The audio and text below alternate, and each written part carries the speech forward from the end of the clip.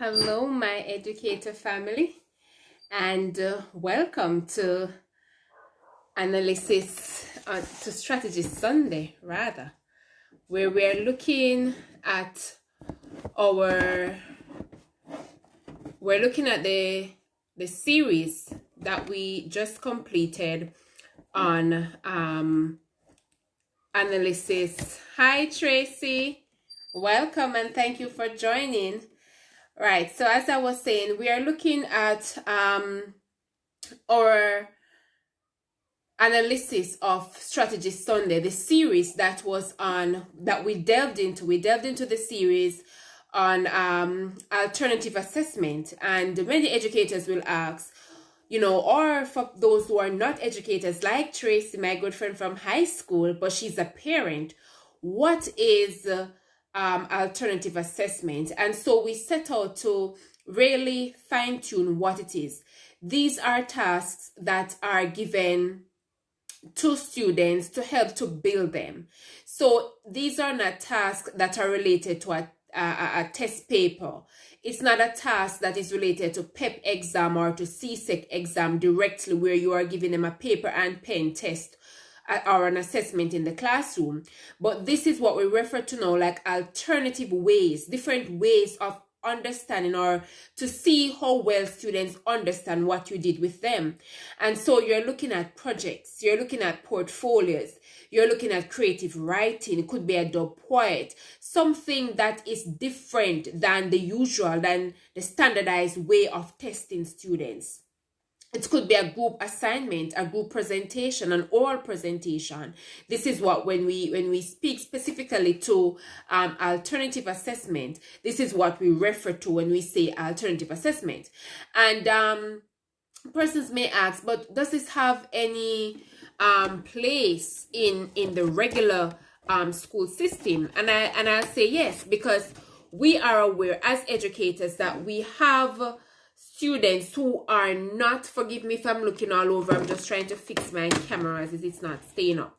But we do have students in the classroom who they are afraid of exams. When you say to them, all right, tomorrow you have a test, they will freak out on you. They will not come, or they come and they just can't do it because they have a phobia for exam. How do you help these students? What is it that you do to ensure that, okay, John is not able to write and to explain himself. He has a fear for exam for whatever reason. How do I help him so that when we get to the point of doing a test, he understands and he's not afraid of it? Because to be honest with you, most time they are afraid of exam. Why they're afraid of the exam? Because they, in themselves, they have not grasped everything that they should. They are fearful that I'm going to fail. And so educators, what we need to do, and over this series that we looked at, we had Mr. Amakard Brown, a master teacher at Monroe College. We had Mrs. Marsha Russell, who is a LASCO Teacher of the Year and would have demonstrated competencies. Hence, she is a STEM ambassador in the region. And they would have highlighted to us that we need to be doing things to help our students to grasp. What do you do in the classroom with them? Give them a project, give them a group work, give them an assignment, give them something to do that will help them to grasp and to understand what it is that you have done, the concept that what you have done with them, and how they can position themselves. So in that sense, educators, what we're doing, and parents too, what you are doing is you are testing the student along the way. You are trying to build their comprehension, their understanding, their knowledge basis on the topic. So if I give a portfolio, let me not say portfolio, but say I give them, all right, last week with my food and nutrition students, I gave them a poster to make. So we were looking at kitchen hazards, accidents, and how to prevent them. And I said to them, all right, students, I would like for you to create a poster that is saying to individuals, how can you prevent accidents in the home? What do you do to prevent a fall? What do you do to prevent electrocution? And I gave them a rubric.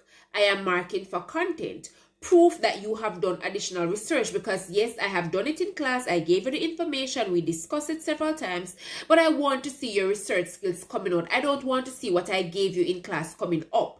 So I want to see you go out and research. And so I would have said to them, all right, I'm marking for evidence of additional research. That means when I mark your paper, I'm not supposed to see the same points that I gave to you there on the paper. I need to see you maybe putting it in your own words or showing that you have gone outside to do some additional research.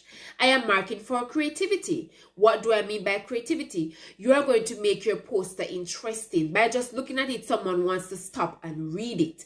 You are going to use pictures. You're going to use different things to make your project, your poster so attractive that individuals will want to read it. I am marking for language. Did you spell the words correctly? Did you write in a full sentence? Did you, the spelling? So those are the things that I'm looking for. And if you turn in your assignment on time, you get an extra mark. So I gave them a rubric, and among other things, I gave them other... there was a list of criterion that I gave to them. But these are just some of the things that I'm showing you, that you list it to say, this is what I am looking for when I'm marking your work. So this is what you need to do. And so that helps them to prepare them. So the child who will not be able to sit the exam, or when they go into the exam, they're going to freak out and not remember what Miss said or what was learned.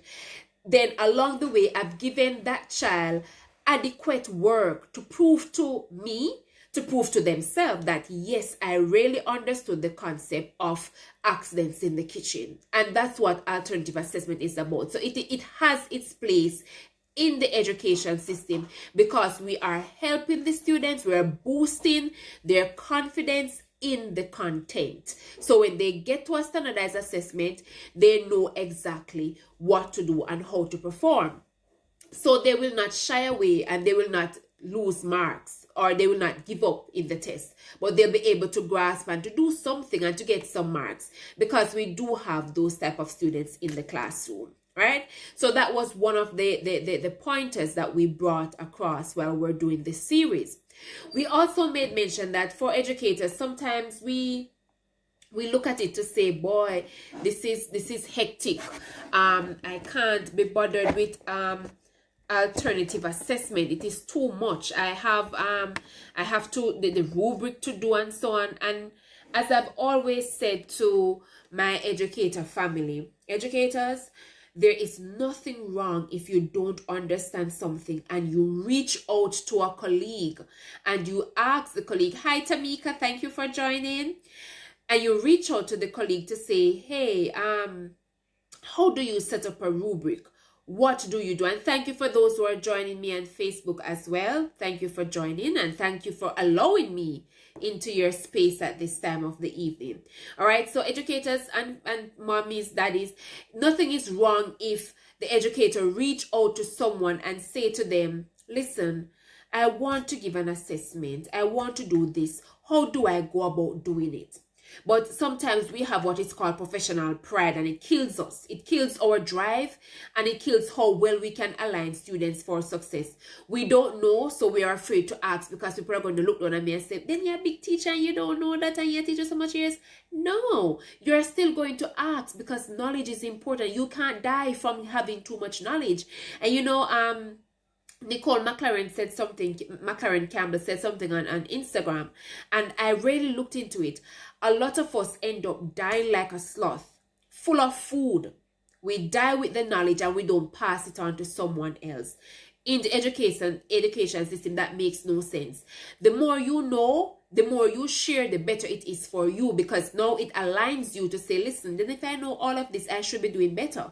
And if you know all of this, why not share it with another colleague, a new teacher, even an older teacher? Share it, because sometimes they don't know, and so you by sharing it with them, it helps them too to shine, and it helps their students too to do well. Because remember now, we're preparing children for the future of Jamaica, the future of America, the future of all over. So what's the sense of hiding knowledge that you know, something that is valuable, that you know someone can benefit from?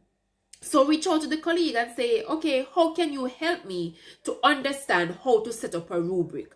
There are some persons, as Mrs. Ross mentioned last week in Strategy Sunday rather, There are the two types of rubrics. So you have one where you give them the points. It's allotted. So you say, all right, five marks for content, 6 marks for introduction. Hi, Scripted Jamaica, welcome and thank you for joining. Hi, Zara, thank you for joining. All right, so you have two types of rubrics, educators, and those who are joining who are not, and you really want to understand the topic. One in which you can say, for content, you are allotting a point. It's a point system. So you're giving them 5 points, or you're giving them 10 points. For content, you're giving them 6. For creativity, you're giving them 10, or so on. And there's a criteria that comes with it. So for reference, you give them 5 points. So if they have all their references and it is according to how you said to them, students, you need to use the format that I'm giving to you, the MLA format or the APA format, and you show them, because you cannot ask them for something that you have not gone through with them. So you show them what to do, and they turn up and they give you the references, but it's not done in any particular format. Or they give you the references and it is not incorrect. Based on what they have in the content, you're seeing 10 references in the content. But then when you go to the reference sheet to mark, you're only seeing 5. Then they're going to be losing marks. So that's one way. The other way is that some persons are more detailed to say, all right, for content or presentation, excellent. And they have 5 points for excellent. And then they have good, and they have 3 marks. And then they have fair, and it has 2 marks. And they will list why you got 5 marks for excellent, because you presented a reference sheet, you had 5 or more references, you have whatever. So there's a list that is there on the paper. So it's a descriptive rubric that is there. And the descriptive rubric is outlining what you have done, the different points that are there, and what you have amassed. And so the child will be able to look and say, oh, I never had the 5 references. I never did the AP. That is why I got fair and I got 2 marks. All right. So that's different ways of doing the rubric. And research is there. Google. Just Google and ask. Google. How do you, an example of a reference, a descriptive reference or a point system reference. And it is there. And over a period of time, educators, you may not get everything at once, but little by little, you are going to get it. And then you are going to be able to share that knowledge. And it becomes a habit and you keep improving. For me, when I started out, I never had everything down pat. I had to, my first job at a particular high school, I was in Kingston. And I got upper school to teach. And trust me, Marina, just out of university, teachers college, no experience. This is my first job. And there are 3 subject areas within the area that I do. So you have home economics or human ecology, as persons call it. And then you have foods, you have clothing, and then they would say home management. I wasn't a clothing girl. We never really loved clothing like that. I love the foods and the management, but not the clothing. And let me tell you something, because I wanted to do my best, you know what happened to me? Every weekend, I packed up my bags in Kingston and made it home. Well, home then, I was staying with my brothers in Mandeville. So I made it home to Manchester. And when I got home on a Sunday, I live at my lecturer's yard. So every Sunday, she would expect me to come to say, okay, Miss, this is the content that I'm going to be doing for next week. This is what I plan to do. How can I do it? And it helped me, because over a period of time, I grasped, and the more I grasped and I passed it on to the students, it stayed with me. So even though I don't really teach clothing directly, but the concepts, I know them, because guess what? I had to do what I had to do at the point in time. So don't be afraid, educators, to ask for help if you don't understand something. All right. Now I'm going to move into the questions. So one of the questions that was posed, the individual asks, how can we do alternative assessment, especially in a time like this when learning is virtual? And I say to educators, this is the time when to get the creative juices from the students. as I said, I've given now, I've like between last week, since the announcement of having grade 10 students strictly home, I have done alternative assessment that maybe I wouldn't have thought about it in the physical setting. So I asked my students to create a video on kitchen safety and kitchen hygiene, create a video. And I gave them what is it that should be outlined in the video. And I can tell you, my educator family, my friends here on this live, when I saw the quality videos that I got from my students, I water full up my eye. The tears were there because I'm saying, look at it. What if I did not just push them to the edge and say, listen, I need a video. This is what I need to do, and so on. And they went, they downloaded the apps, they did their videos, they did their voice overs, they put in their pictures. It was just something that was so awesome. It made me have that tingling feeling when I'm about to say, wow, look at the work of my students. And all I did, I walked them through what I expected of them, the rubric, what they need to do. So now is the time that you can be creative with your students. Everything is online. Tell them to download. And as I said, educators, these are the millennials. These are the Gen Zs. These are the ones who, well, the younger ones now are born with the computer wired in the brain. But these are the ones that at age 10, they were using cell phones and they had computers at school and they were doing their stuff and all of that. So give them what they love and push them. Because you know what I realized in that grade 10 class? There is a student there. She doesn't talk up much in class, but it seems as if she loves the computer. Anything related, any project, any work related, is just a bomb for her. It's like that just spill out in her and just eke her up and give her that boost to come to do her work. And it's good work, quality work that she's doing. So now is the time for you to say to them, use what they love. TikTok. Just last week I was with a past student of mine that I lectured at NC while she was a student teacher, and she shared with me how a colleague was using TikTok challenge to get the students to teach class. So they do a TikTok challenge on the content that the teacher is teaching. This is science. So they do a TikTok challenge on a concept, and whoever did the best, or no, whoever the teacher outdid, that person would have to teach the class for the week that is coming. And can I tell you, she says it is going well. The students are warming into it. They are just bubbling because TikTok is the new next thing for these young people. And so they're using TikTok and they're using everything that they have to make content for class. So as in answering that question, I'm saying to the colleague, use up what they love. Give them something to do on the computer. Give them something to do. Even group work can be done online. They can work on Google Doc, editing Google Slides, editing their work and presenting their work. I've had the opportunity to ask my students to do presentations in groups online using WhatsApp. Let me make that clear. WhatsApp. They use WhatsApp. They put in their stuff and then they recorded their presentation and they send it in. You can ask them to make videos. You can ask them to make posters. Remember, alternative assessment, you are building them. So it's not like you just get up out of your head and just say, all right, I'm going to give them this to do. No, it must be aligned to the content that you're doing and the concept that you want these students to understand. All right, so those were some of the things that that was one of the questions that came across as it related to alternative assessment. Now, someone else asked, can alternative assessment be used as a makeup for standardized assessment? Well, sad to say, our system has not gone to that level as yet, wherein you're using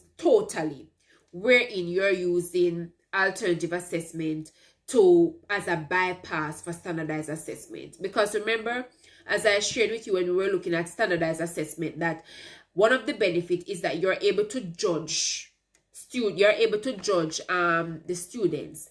You're able to judge them on a regional level, on a country level, on, as to how they have grasped the content, how they have utilized the information. So all teachers are using the same syllabus within that region, and that is what is going to say now. John Brown at X High School, based on the content, is doing well as when matched with Mary Tom at Y High School. So you need that level of standardization to say, yes, students have this knowledge up here and they're able to work through it. But I can say to you that there are some technical subjects, there are some practical subjects that utilize alternative assessment. For example, my subject is an alternative assessment based subject. So the students have at least they have 3 SBs. Prior to COVID, now it has changed to 2 for the new set of grade 10s that are coming. But previously, it would have been 3 practical tasks that they have to do before they sit the exam. And 2 of those practical tasks would be marked by their subject teacher. So I would mark the students. So I would have given them enough practice, and I would have shown them how to grasp the concept of cake baking, how to grasp the concept of meal planning, how to do breakfast planning. So these are alternative tasks. So they are required now to do a practical in a practical setting.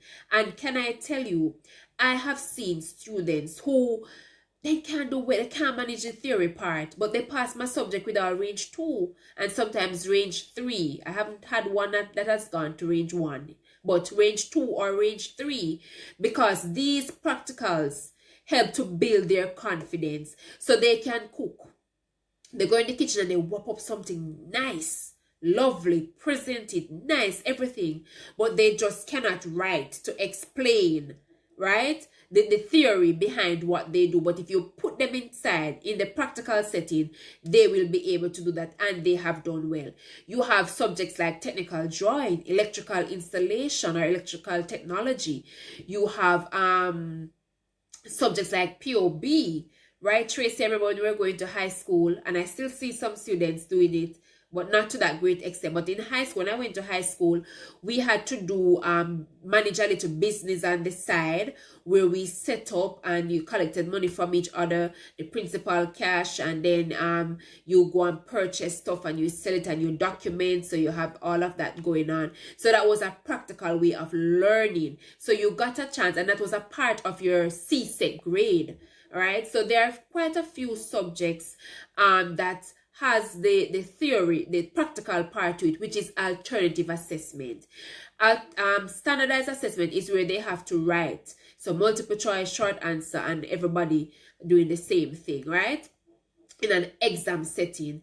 While in the alternative assessment setting for the subjects that I'm referring to, it is in an exam setting, but of course, the students feel more confident because they're around all their peers that they know, and they're around their teacher as well. And the teacher we have the leverage to practice them ahead of time to get them ready. So when they do the practical, you know that they're doing their best because you have prepared them along the way to do that. So you have a few subjects that are like that, but it has not yet gone full scale to say, okay, straight alternative assessments, straight authentic assessments we're giving them, not yet.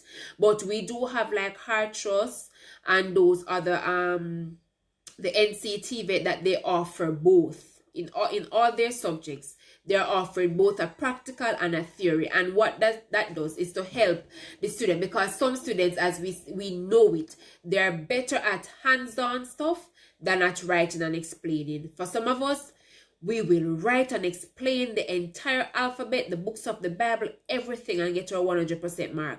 But if you put us inside a room and say, all right, do the practical part to it, we are not able to do that, right? So we have to cater to all those. So we have not yet reached that stage, but we hope to get there in a little while. I'm assuming that we will get there in a little while, all right? But Alternative assessment is not anything for us as educators to shy away from. It is something that we must embrace, because if we're building the students, it cannot be just pen and paper tests that you're giving to students. You have to give them something else along the line, and don't give it to them blindly. Just as when I spoke about standardized assessment, that you give them the past paper questions based on the topic that you're doing, it is the same thing you do for alternative assessment educators. You are giving them according to the content that you are doing, and you are ensuring that the concepts are coming up, the concepts are there, and they can be utilized, and the students can understand what you are doing with them. It makes no sense for you to be teaching and just waiting on, and that is what happens, sad to say, that is what happens to our students in the system at times. Teachers are teaching, and all we care about is just the pen and paper test, the quiz, the test, the 6 weeks assessment, the this and that. And we have not spent time to say, let me give them a project. Let me give them something else, some creative writing. Or if you do and you give it to them, guess what? You don't mark it and you don't provide feedback for the students. And sometimes it is through these assessment tasks that you're able to pick up that a child don't understand something, genuinely don't understand it, because you're given the opportunity to see what they have done. When you give them oral presentations, mark it, because you're able to see what the student has done and how they have grasped it, how they understand it. And so when you do that, you're able to position yourself to reteach. Right? When you give them these tasks, you're able to look back and say, okay, you know that based on what I did, the students still don't understand the concept of diffusion or the concept of osmosis. I need to go over it. And so you're instead of moving forward, you are able to solidify the points and to go over the concepts. A lot of times, as educators, we tend to say we have to cover the syllabus, we have to finish the syllabus, comes what may, we have to. And you have some educators, some administrators who say, guess what, you have to complete the syllabus, you have to do this. But it is not, it cannot be that our aim is to complete a syllabus. What is the sense of rushing through 20 topics, and at the end of the day, when you test the students, you realize that only one topic they truly understood? That don't make no sense. That cannot be fair to the student. It is better to teach them one topic, and you know that they understand the topic totally. And when they go to a test, and if that is all that's on the paper, you know that they are going to pass it because they understand that. Than for you to rush and do 5 topics, 6 topics, and don't even take the time to check and to say the students really grasp the content. And that is why a lot of them run away from the standardized assessment. That is why they fail when they get to do their CSEC or they get to do their PEP. Because all along teachers just throw the work at them. You just give them the work, give them the work, give them the work, give them the work. You're not marking it. You're not going over it with them. You're not correcting them. So you have the work pile up on them. I remember one time a colleague pointed out to me that she had another colleague who, after the students left high school, that's when the teacher found a stack of test papers somewhere. That he gave them tests to complete, and the stack of test papers were there not marked. But the students leave high school and gone. That is sad. So if you're giving the students work, make sure you're spending time, educators, to mark it and to give them honest feedback so they understand where they are. And for your benefit, you're able to see what you need to reteach and to see how you can help the students. Alternative or authentic assessment has a lot of benefits. One of them is to boost the competence and the confidence of the students in the content, and it helps them to see where they are going, what they need to do differently, what you also need to do differently, educators, as you plan for the students. Remember, we are training them for the future, and you may never know where you are going to meet up on one of your students somewhere along the line. I've shared the story with you once, and my book is coming soon, where a particular teacher drove me to the point of hating a subject so much that I left high school and I never passed the subject. But I ended up teaching that teacher in my university class. And I still refer to him as sir, and I still gave him the utmost respect. I could have said, let me get even with him. No, that's not the ultimate. You never know where you're going to meet upon one of your students. And remember, when you teach them, you're always going to be their teacher, whether you do good or you do bad. What taste do you want to leave in their mouth? You want it to be that you have done something good for them. And even if in their mind it was something bad, when somebody hears the story, they say, no man, the teacher was looking out for your best interest. And so educators and family and parents, as you join in, don't be afraid of alternative assessment. When your child gets the work, sit down with them and see how best you can go through and help them, because sometimes you learn from these as well, and sometimes you can reach out to teacher for further explanation, and teacher can provide you with further explanation. Educators, do not allow education pride, do not allow professional pride rather. So do not allow professional pride to drive you to the edge of your seat where you are unable to reach out to a colleague and ask for help if you don't know. Reach out to a colleague if you don't understand how to set up your rubric, how you can give an assessment task to your students. Reach out to someone and ask them, how can you help me? Help me to understand this. Research it until you have developed the habit of mastering it so well that you can now share it with others. I thank you so much, everyone, for joining in and being a part of this Strategy Sunday question and answer live. And more than ever, even if we don't get to answer a lot of questions, sometimes educators are afraid to put in their questions, but at least it is an extension of what we have done, so it gives you a better idea of how does this content relate to the educational field. And so I want to thank you all for coming, joining, giving me your time this afternoon, inviting me into your home. For those who are in your home or in your car or wherever you are, I thank you so much. I am Karla Boswell-Lewis, Director for Strategic Educational Consultancy Services, and I am a selfless and dedicated educator on a mission to empower you educators so that the future of our country and the future of our nations will be better because we have aligned our students for success. Thank you so much for joining. Walk good.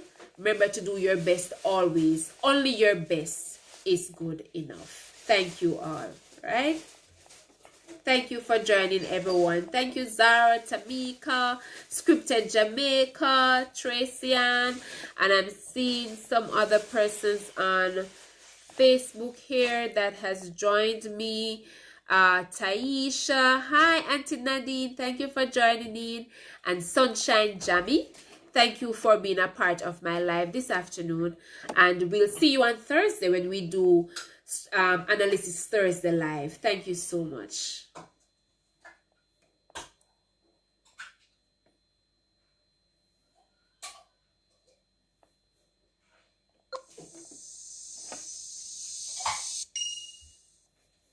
Okay.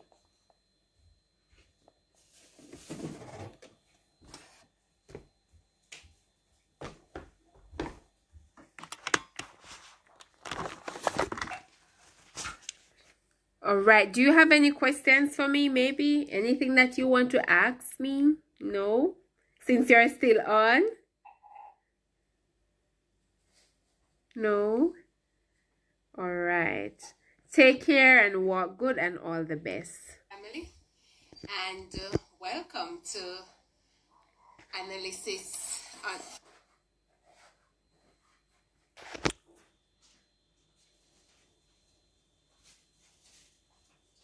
I don't need to...